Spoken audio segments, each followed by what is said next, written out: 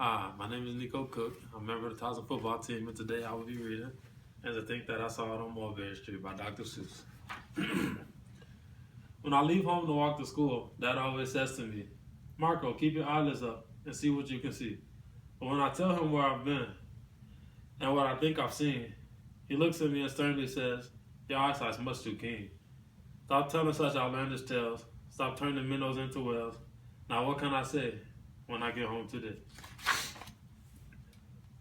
All the long way to school and all the way back, I've looked and I've looked and I've kept careful track. But all that I've noticed, except my own feet, was a horse and a wagon on Mulberry Street. That's nothing to tell of. That won't do, of course. Just a broken down wagon that's drawn by a horse. That can't be my story. That's only a start. I'll say that a zebra was pulling that cart.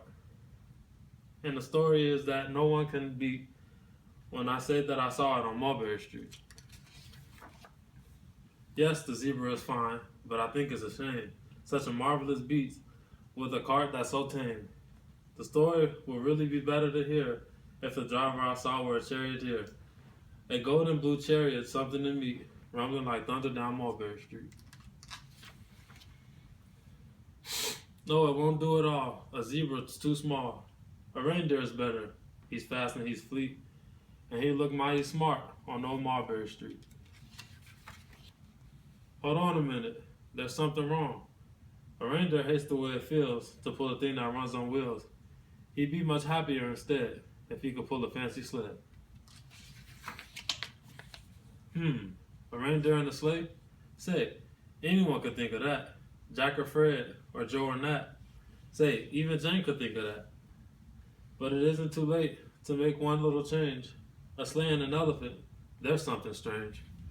I'll pick one with plenty of power and size, a blue one with plenty of fun in his eyes, and then, just to give him a little more tone, have a Raja with rubies perched high on the throne. Say, that makes a story that no one can beat when I say that I saw it on Mulberry Street. But now I don't know. It still doesn't seem right. An elephant pulling a thing that's so light will whip it around the air like a kite. But he looks simply grand with the great big brass band. A band not so good should have something to hear it, but it's going so fast that I think it's hard to keep near it.